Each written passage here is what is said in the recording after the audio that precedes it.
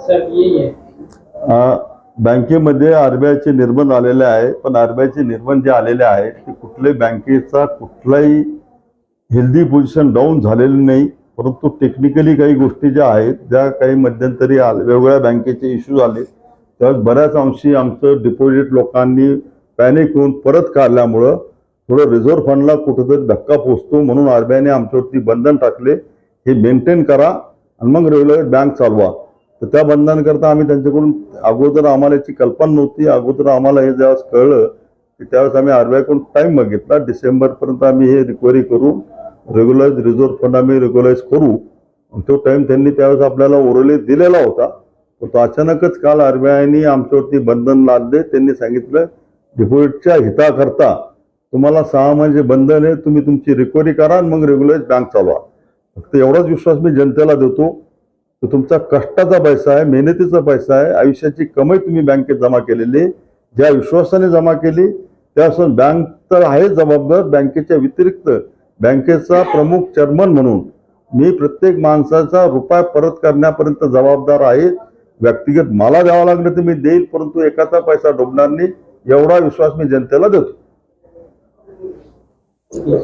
बताएंगे या सरकार का कोई सहकार क्षेत्र या कोऑपरेटिव डिपार्टमेंट ये कहे कि तुम्हारा हम जिम्मेदारी लेते हैं तुम्हारे पैसों की, तो ऐसा कुछ नहीं है.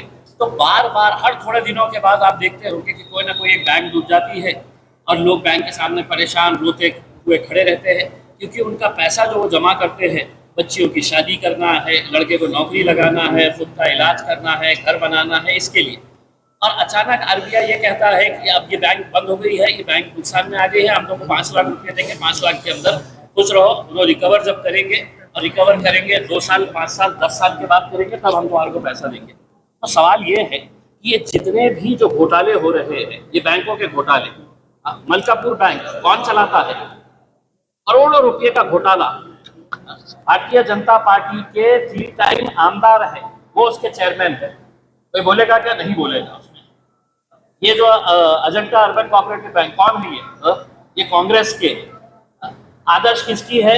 तो आदर्श के ऊपर तो सबका हाथ है. उनके आदर्श स्थान जितने भी है उसमें शरद पवार साहब है, एनसीपी है, उसमें कांग्रेस है, बीजेपी वाले हैं.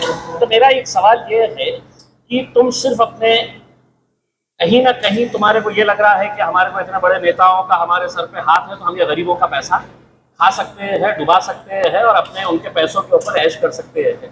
आए दिन ये जो हो रहा है, इसके ऊपर सरकार को बात सामने आने की जरूरत है. क्या मजबूरी है देवेंद्र फडणवीस साहब की? क्या मजबूरी है अजीत पवार साहब की? क्या मजबूरी ये है एकनाथ शिंदे साहब की कि वो बाहर नहीं आते और ये नहीं कहते हैं कि नहीं हम कानून बना रहे हैं, किसी को घबराने की जरूरत नहीं है करके?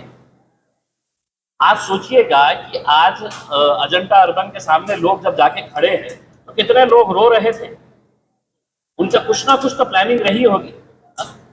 दिन दहाड़े लूट है, ये तो डकैती का मामला चल रहा है और महाराष्ट्र सरकार खामोश बैठा हुआ है. आरबीआई कहता है हम भीख के तौर के ऊपर, अरे मेरे 50 लाख रुपए अगर उस बैंक के अंदर है तो मुझे पूरे 50 लाख मिलना चाहिए. तुमने लाइसेंस दिए हैं इनको, मुझे 5 लाख रुपए की तुम खैरात दे देंगे और बोलेंगे कि नहीं अब इसी से चलाओ काम करके, तो ये कब तक चलने वाला है? दरअसल ये वो लोग हैं कि तमाम राजनीतिक पार्टियों को फंडिंग करते हैं, ये इलेक्शन के टाइम के ऊपर इनको पैसा देते हैं, इस वजह से कोई जबान खोलने के लिए तैयार नहीं है इनके खिलाफ. सर दूसरा मामला यह है कि मराठवाड़ा में एक बार फिर सूखे की आशंका जताई जा रही है. कई सारे किसान जो है जिन्होंने अपनी फसल लगाई थी वो लोग परेशान हैं क्योंकि पिछले कई समय से बारिश नहीं है. देखिए बहुत ही मतलब मराठवाड़ा के ऊपर पहले ही सबसे ज़्यादा आत्महत्याएं अगर कोई करता है पूरे महाराष्ट्र में तो वो हमारे मराठवाड़ा के किसान करते हैं. और ऐसे हालात के अंदर अगर बारिश नहीं होती है तो आप समझ सकते हैं कि किसानों की क्या हालत रहती होगी. लेकिन खैर ये कुदरत का खेल है, कहीं पर ज़्यादा बारिश होती है, कहीं पर बारिश होती ही नहीं है. अभी भी कुछ समय बचा हुआ है, लेकिन किसानों को अगर सही मानों में अगर मदद करने का है तो हमारी उम्मीद है कि 16 तारीख के दिन जब मंत्रिमंडल की यहाँ पर बैठक होने वाली है तो उसके अंदर मराठवाड़ा के किसानों के लिए एक विशेष पैकेज की घोषणा राज्य सरकार ने करनी चाहिए. किसानों का ये भी कहना है कि अब जो बारिश आएंगी वो उनके काम की नहीं, क्योंकि उनकी जो फसल थी वो देखिए नुकसान तो हुआ है, इसमें कोई दो राय नहीं है. और अगर हम सही मानों में अगर हम शेतकरियों की चिंता करने वाली सरकार है, अगर हम किसानों के बारे में बड़ी बड़ी बात करने वाले अगर है, तो सिर्फ जबानी घोड़े ना दौड़ाते हुए आप 16 तारीख को आ रहे हैं, यहाँ पर मंत्रिमंडल की बैठक है, उसके अंदर एक विशेष पैकेज की घोषणा करिएगा, ताकि किसानों को ये लगे कि भले ही बारिश नहीं आई, भले ही मेरे फसल का नुकसान हो रहा है, भले ही 2 पैसे मुझे नहीं मिलने वाले हैं, लेकिन मेरी सरकार मेरे पीछे खड़ी हुई है, ये संदेश देने का आपको मौका है।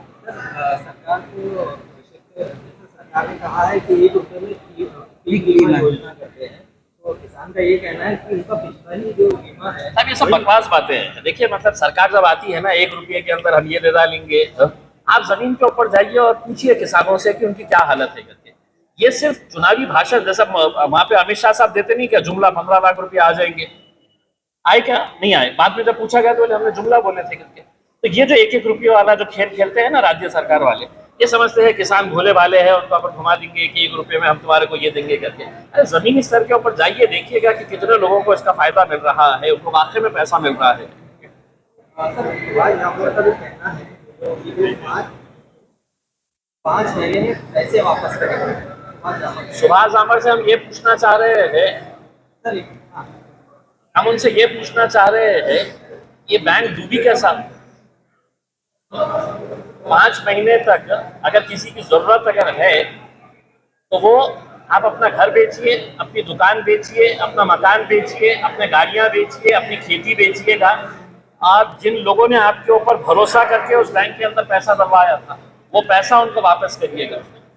आत्मदहन करने के लिए करेंगे साहब, लोग है तो मैंने आदर्श के अंदर देखा है, ये गरीब लोग हैं, इनकी तो खबर भी नहीं छपती है अगर ये मर गए तो। 8 लोग अपनी जान गंवा चुके हैं, 2 ने आत्महत्या कर ली है, और आप देखे हैं कि डीडीआर ऑफिस का कैसा रोल है उसके अंदर। तो ये सब जो खेल चल रहा है ना, ये सब गरीब है बोल के उसमें। तो आदर्श की तरह आप भी इसमें नहीं, मैं सिर्फ आदर्श के अंदर अभी फिलहाल ये करूंगा, आदर्श का पैसा लोगों को दिलाएंगे।